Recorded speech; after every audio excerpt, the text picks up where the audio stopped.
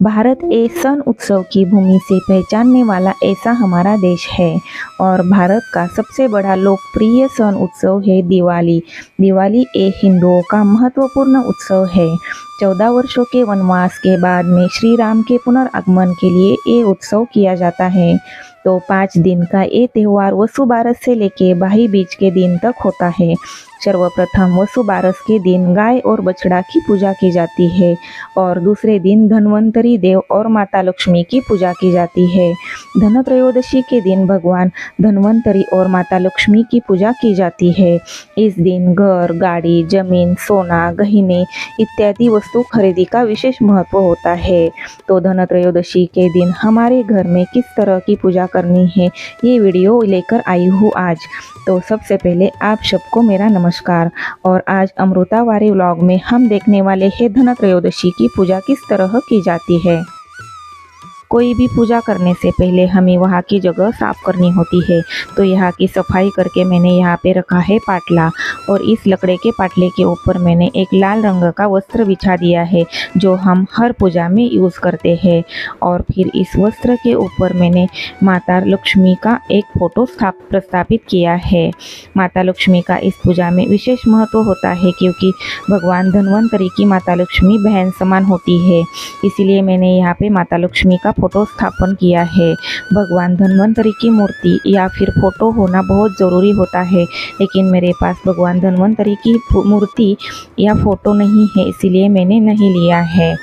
तो अभी यहाँ पे सबसे पहले हमें करनी है कलश की स्थापना। कलश की स्थापना करने के लिए सबसे पहले मैंने यहाँ पे अक्षदा बिछा दी है। अक्षदा के ऊपर हल्दी कुमकुम करके यानी कि अक्षदा की पूजा करके फिर इसके ऊपर हमें कलश की स्थापना करनी है।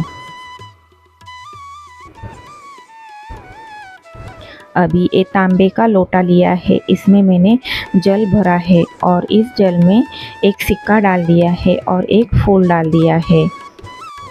अभी इस लोटे के अष्ट दिशा में अष्ट रेखा करेंगे हम कुमकुम से। इस तरह से कुमकुम से 8 दिशा में 8 रेखा करनी है। आपको चाहिए तो आप सामने की तरफ स्वस्तिक भी बना सकते हो, लेकिन मैं हर पूजा में कलश के ऊपर 8 दिशा में अष्ट लाइन यानी कि अष्ट रेखा बना देती हूँ। ये बहुत ही शुभ माना जाता है। अभी इस अक्षदा के ऊपर हम इस कलश की स्थापना कर देंगे और फिर इस जल में यानी कि इस कलश में हम आम के पत्ते रखने वाले हैं। आप नागवेली के पान यानी कि खाने वाले पान भी ले सकते हैं। मेरे पास खाने वाले पान नहीं थे तो मैंने आम के पत्ते ले लिए हैं।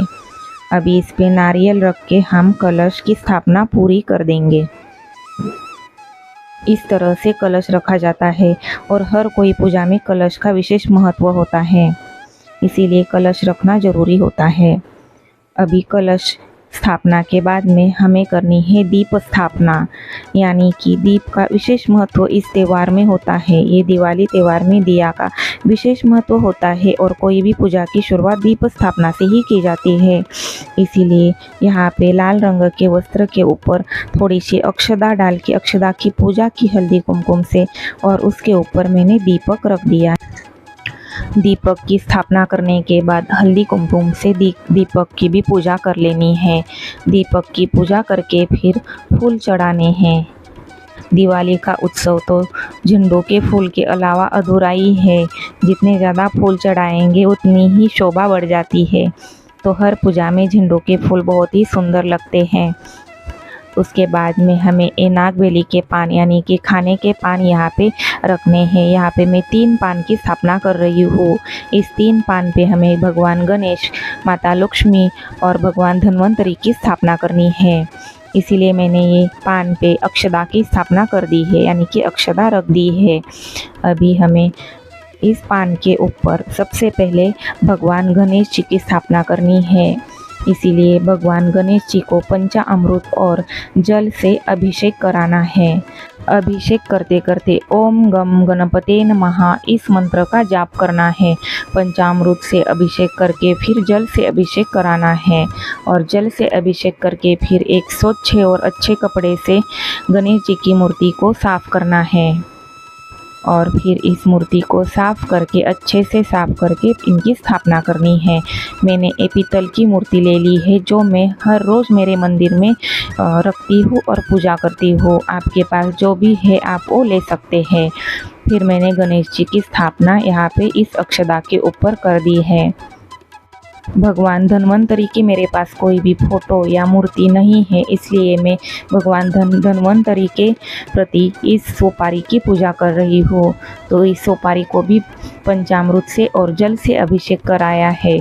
फिर एक अच्छे साफ सुथरे कपड़े से क्लीन करके साफ करके उनकी भी स्थापना यहाँ पे इस अक्षदा के ऊपर कर दी है। उसके बाद में माता लक्ष्मी की मूर्ति लेनी है। ये मेरी घर में हर रोज़ पूजने वाली माता लक्ष्मी की मूर्ति है। ये मेरे पास चांदी की है तो मैंने ये ले ली है। इनको भी पंचामृत और जल से अभिषेक कराया है और फिर अभिषेक करने के बाद इनको भी एक अच्छे कपड़े से साफ करके इनकी भी स्थापना करनी है। अभी इस धनतेरस की पूजा में सोना चांदी और पैसों की पूजा करना भी ज़रूरी होता है। तो मैंने मेरे पास जितना भी घर में सोना था मैंने वो रख दिया है और पैसे भी रख दिए हैं। अभी भगवान के बाद में सोना और पैसों की पूजा कर लेंगे। इन्हें हल्दी कुमकुम करके फिर एक एक फूल अर्पण कर देंगे। आज के धनत्रयोदशी के पूजा में आखा धना और गुड़ का नैवेद्य यानी कि भोग चढ़ाया जाता है।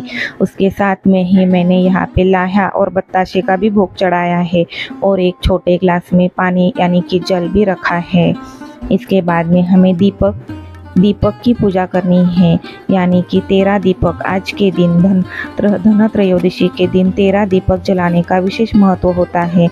धनत्रयोदशी का नाम ही ऐसा है, धनत्रयोदशी यानी कि 13 दीपक का आज की पूजा में विशेष महत्व होता है। इसीलिए मैंने ये 13 दीपक यहाँ पे जलाए हैं पूजा के सामने और इस दीपक की पूजा भी की है। फिर यही दीपक आप लक्ष्मी पूजा में भी यूज़ कर सकते हैं और घर के सामने आंगन में भी यही दीपक जला सकते हैं।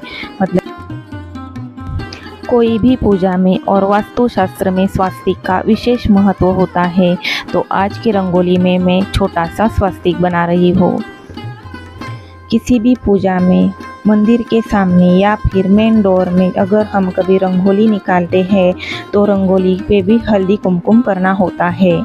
इसी तरह मैं अभी रंगोली बना के रंगोली के ऊपर हल्दी कुमकुम करूँगी, एक फ्लावर रखूँगी और फिर पूजा की समाप्ति करूँगी।